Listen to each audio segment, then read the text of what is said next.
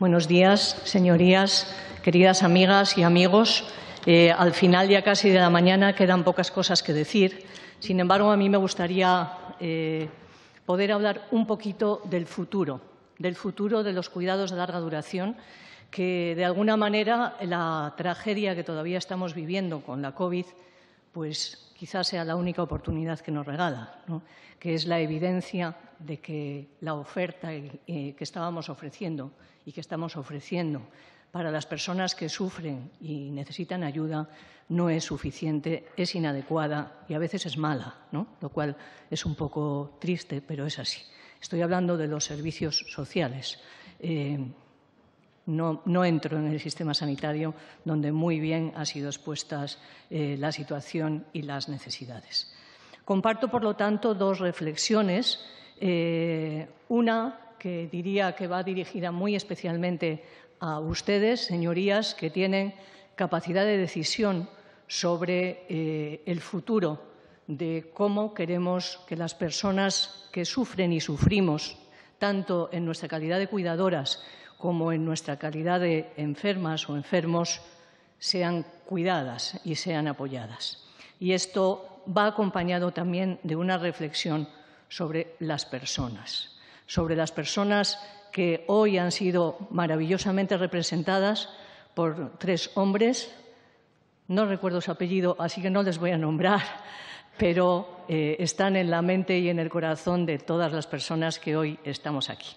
Así que la primera reflexión sobre el futuro y el cambio de modelo urgente y necesario que necesitamos en nuestro sistema de servicios sociales, sociosanitarios, pero muy especialmente desde el enfoque del sistema de servicios sociales y del sistema de cuidados de larga duración. Nuestra propuesta se enfoca hacia un modelo de carácter ecosistémico, territorializado, donde en un territorio, en un espacio concreto que puede ser una manzana. Cataluña tiene excelente experiencia en sus programas de las superillas, ¿no? Pero en un territorio concreto pueda haber respuestas prácticamente a la total integralidad de necesidades que las personas tienen, desde un centro de salud, una farmacia, un alojamiento, no en clave grandes residencias, sino en clave viviendas fundamentalmente, con apoyos y con servicios, o unos servicios domiciliarios que puedan realmente acompañar a las personas, como hoy nos acaban de relatar, ante situaciones insostenibles. Ese modelo promueve la generación de barrios, de ciudades, de pueblos, de territorios cuidadores, desde un abordaje holístico, desde un abordaje integral. No es un asunto solo de los servicios sociales ni de los servicios sanitarios. Es un asunto que afecta al marco conceptual de esta sociedad que estamos construyendo cada día y que parece que solo mira a un sistema productivo que hace incompatible el trabajo y la conciliación con la vida familiar, con el cuidado, entre otras cosas porque esto ha sido un asunto de mujeres y sigue siendo un asunto de mujeres, que parece que sí garantizamos la sostenibilidad de la vida, pero las mujeres también aportamos otras cosas en el ámbito laboral. Por lo tanto, estamos hablando de urbanismo, estamos hablando de diseño, estamos hablando de accesibilidad, de parques, de bancos, pero también estamos hablando de mujeres inmigrantes, de precariedad, de escandalosa precariedad, de ilegalidad a veces y de una ausencia de valoración de este cuidado como la clave de la sostenibilidad de la vida y también de un modelo basado en las relaciones, ya que cuando hablamos de cuidados hablamos de interdependencia, hablamos de personas que reciben y personas que ofrecen cuidados, tanto desde la familia como desde los profesionales. Por lo tanto, estos retos del futuro, que además entiendo que están siendo asumidos ya en este momento desde los poderes públicos, consisten, en primer lugar, en revertir y priorizar los servicios domiciliarios para dar respuesta a los deseos y a las preferencias de la sociedad y también de las personas que necesitan apoyos y cuidados. Entiendo que ustedes conocen perfectamente que los servicios domiciliarios tienen una dotación presupuestaria no escasa, sino paupérrima absolutamente, que se traducen en unos 300 euros, estoy citando datos oficiales, de gasto al mes en la provisión de estos servicios, con unas diferencias escandalosas entre los 17 territorios que constituyen este Estado. Creo que esto es un tema a pensar, ¿no? Porque las diferencias son que podríamos hablar horas sobre este tema. Hablamos de una intensidad media de 20 horas al mes, no llega a una hora mensual que recibía nuestro amigo, de las cuales solo 13 son dedicadas al cuidado. Y los que lo reciben, 70 de cada 100 son mujeres. No es casualidad que cuidadores que han venido hoy sean hombres, cuidan a mujeres también, y 70% y un poco más tienen más de 80 años. Estoy hablando de las personas en general en situación de dependencia, pero a modo de ejemplo, pues yo creo que ustedes conocen perfectamente que también de esas personas, más de 70 de cada 100 padecen una demencia, es decir, tienen unos deterioros cognitivos moderados o graves. El segundo asunto es avanzar en un proceso de desinstitucionalización de nuestro modelo residencial. Suena mal, ¿no? Suena mal y no gusta a veces, pero esto está aprobado por una Convención de Derechos de las Personas con Discapacidad y Diversidad Funcional desde el año 2006 y en el mundo de la diversidad funcional esto está absolutamente asumido. No sé por qué el mundo de la vejez siempre le cuesta más el aceptar esto y, en cambio, acepta recursos que ninguno de los presentes nos gustaría tener que utilizar en los últimos años de nuestra vida, lo cual es un poco triste, ¿no? Estamos hablando de 400.000 plazas residenciales. No me gusta nada, ¿no?, hablar de plazas. Antes se hablaba de camas, lo cual es todavía más insultante, ¿no?, porque es el espacio donde viven las personas, no son una cama, son su casa o deberían de serlo. De una cobertura en la que el 87% de estas plazas son privadas, de acuerdo, el 61,9% son de financiación pública y que, sean de donde sean, deben de reunir determinadas condiciones en determinados entornos y dimensiones. Y estas dimensiones son los ambientes y su diseño. No podemos vivir en instituciones del siglo pasado y de otros siglos, no nos gustan, no es el espacio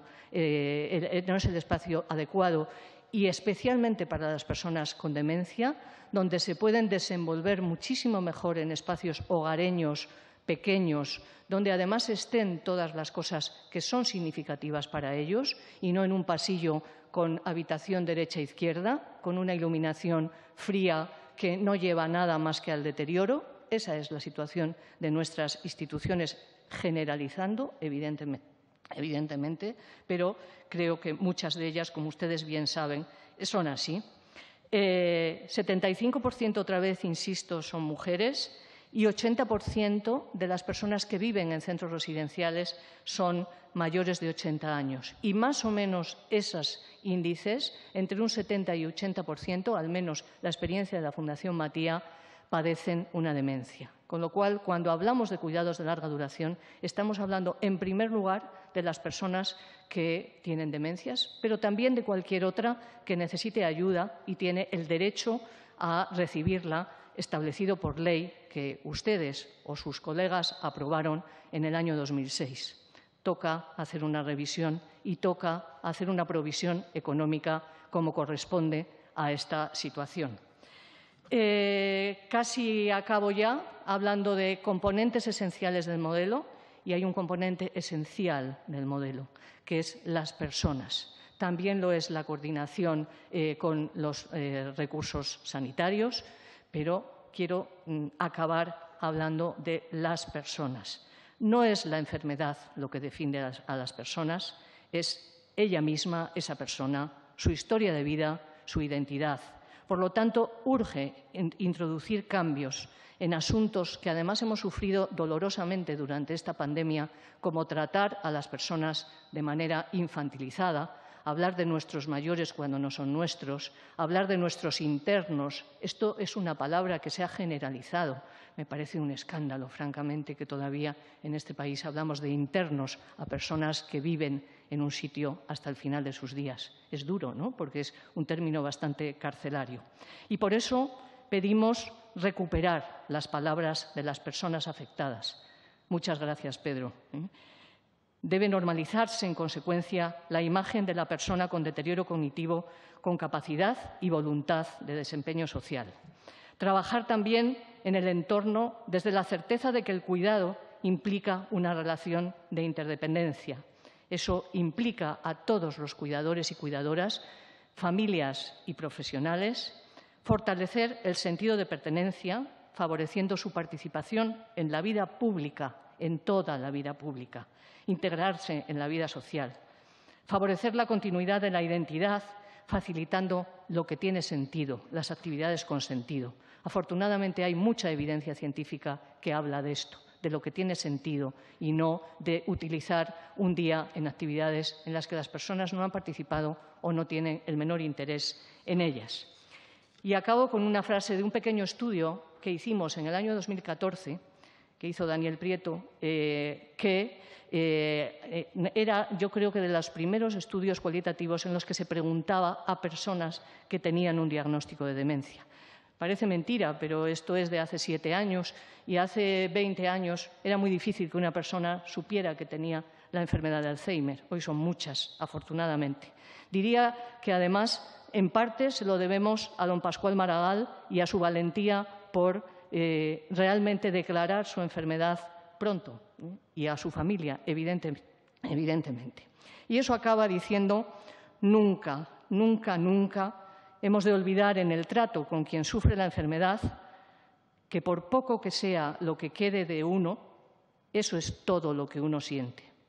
El círculo más cercano, no lo olvidemos, vive en el día a día el contraste de lo que la persona fue en relación a lo que es en el presente.